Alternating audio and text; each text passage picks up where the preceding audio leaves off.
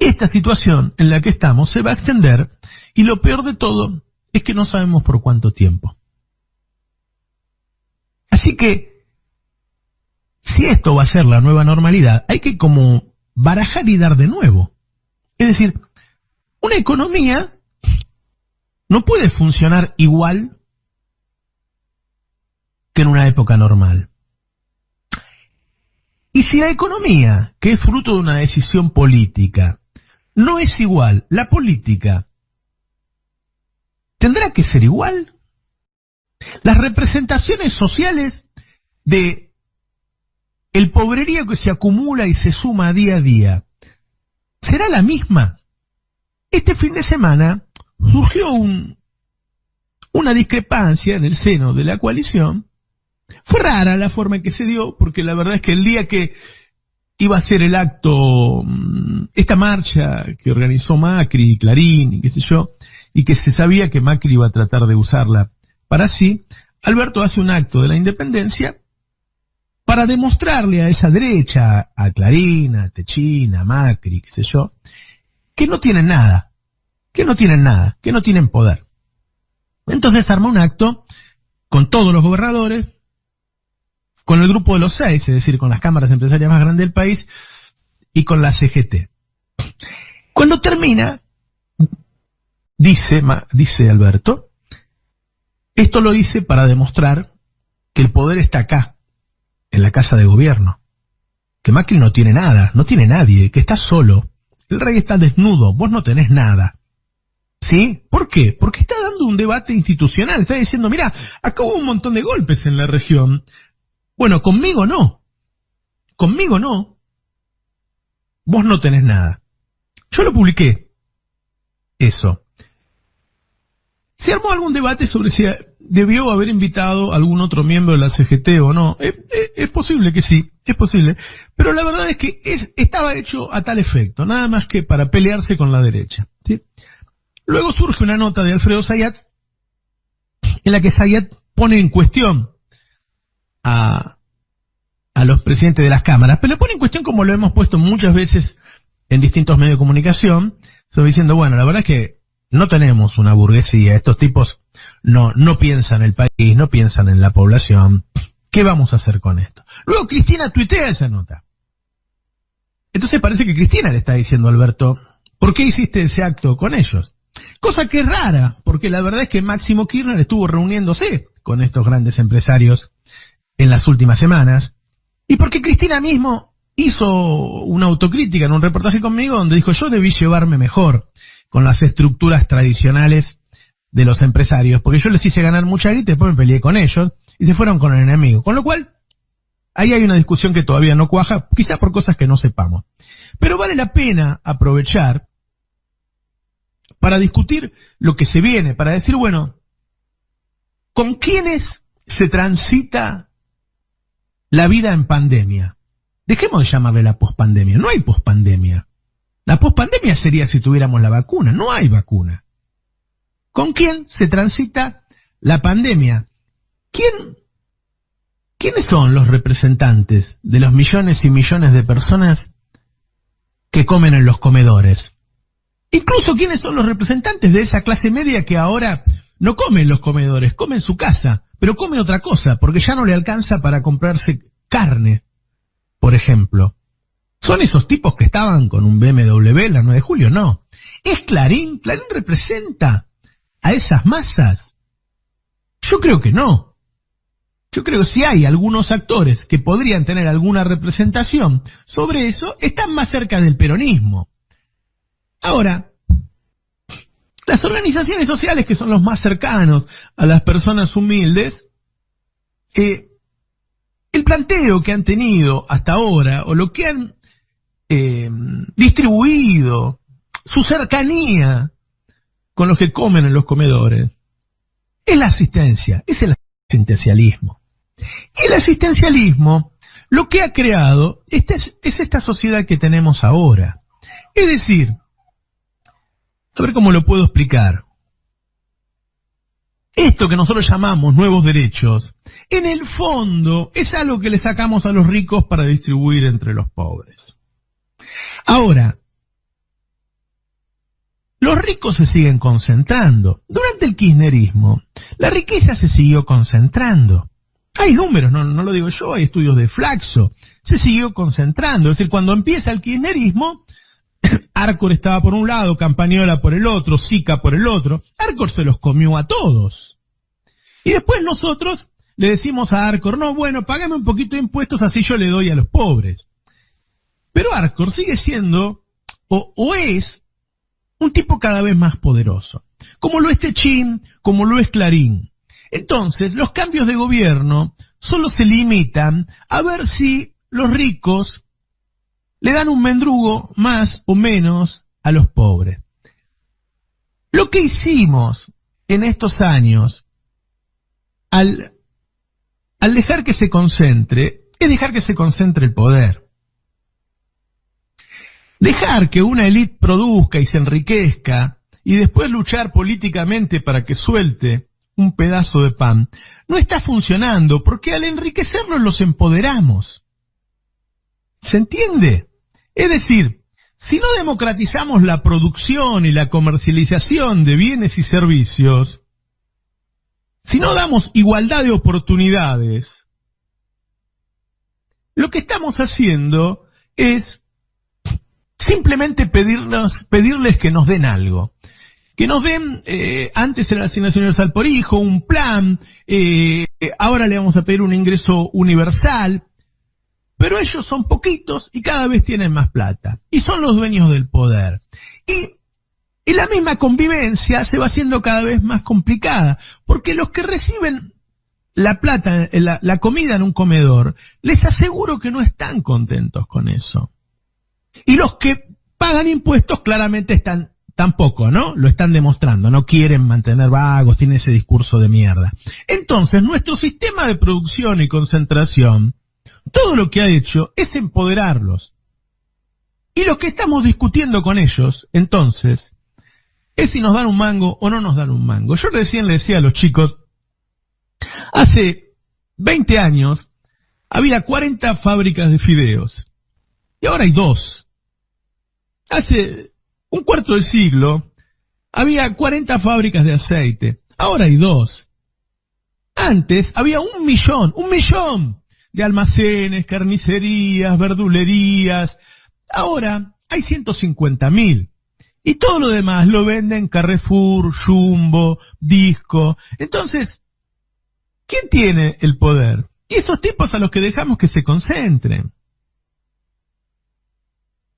Lo que hay que hacer es desconcentrar la producción y la comercialización, ¿sí? No alimentarlos a ellos y que sean cada vez más poderosos y después pelear para que nos tiren un peso. Y para eso hay que cambiar, hay que hacer un plan para sacar a la gente de los comedores. Y para eso hay que generar laburo. Y hay cosas que se pueden hacer. Digo, 2 o 3 cosas, por decir algo. No sé.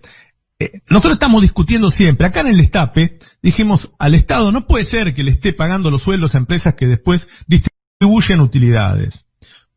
¿Sí? Y el Estado lo hizo. Nos hizo caso. ¿Sí? Y las empresas devolvieron la plata. Y ahora en la moratoria se dijo, bueno, no le damos moratoria a los que distribuyen utilidades. Distribuir utilidades es, en vez de reinvertir la plata en su empresa, llevársela a su casa, comprarse una casa en Punta del Este, llevarse los dólares al exterior y qué sé yo. Bueno, los tipos que reinvierten las utilidades y que entonces generan riqueza, deberían pagar un impuesto a las ganancias chiquitito, no sé, 10%, 15%. Y los que se la llevan a la casa deberían pagar el 60%. ¿Sí? Cuando hemos creado unos monstruos de soja en el interior del país, que venden soja, venden grano, como a fines del siglo XIX. Cuando venden grano, deberían pagar un 50% de retenciones. Pero cuando con los granos hacen aceite, deberían pagar un 10%. Es decir, el Estado debería dejar de ser un distribuidor de limosnas y convertirse en una guía que genere producción. Los supermercados no deben existir más. Tenemos que volver a tener 1 millón de comercios, porque el almacén de la esquina no lo va a atender un robot. Es decir, tenemos que crear una representación que esté a la altura de esta situación. El empobrecimiento generalizado, si no tocamos nada, solo va a aumentar. Si la pandemia dura 2 años, ¿cuántos pobres vamos a tener? Si ya debemos estar arriba del 50%, Macri nos dejó un 42%. ¿Y quién representa ese pobrerío? Y si no hay representación, ¿qué pasa con las democracias? ¿Dónde está la sustentabilidad social de eso? Lo que quiero decir es que aprovechemos esta discusión que se dio por algo que no debió haberse dado, para discutir en serio qué vamos a hacer durante una pandemia. Dejemos de ilusionarnos con que termina, no termina, no hay pospandemia. El 17 no hay ninguna pospandemia. Empecemos a discutir qué vamos a hacer en este largo periodo de pandemia que va a haber en la humanidad y por lo tanto en Argentina, con quiénes lo vamos a hacer y qué va a hacer el Estado.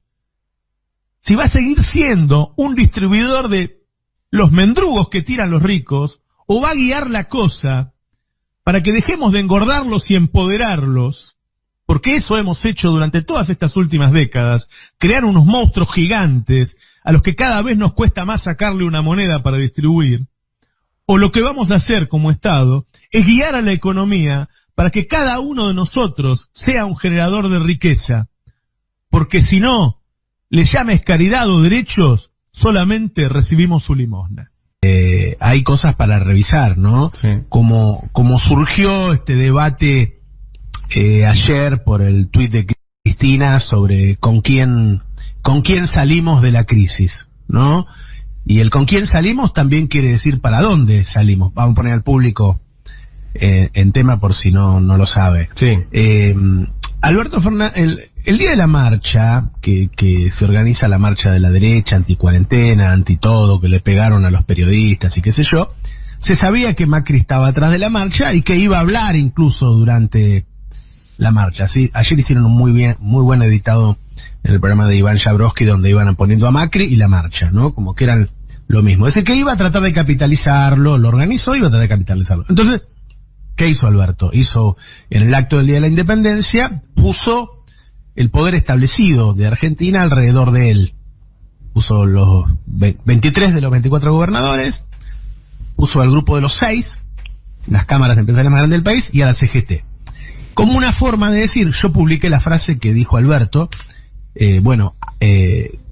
vos querés pelear, vas a pelear contra todos estos, es decir, el poder está de este lado, el poder está con el gobierno, vos estás ahí con 4 loquitos en la calle. Era una forma de decirle a una población que se había pasado varias horas mirando la tele y pensando que el poder lo tenía la oposición, que el poder estaba ahí.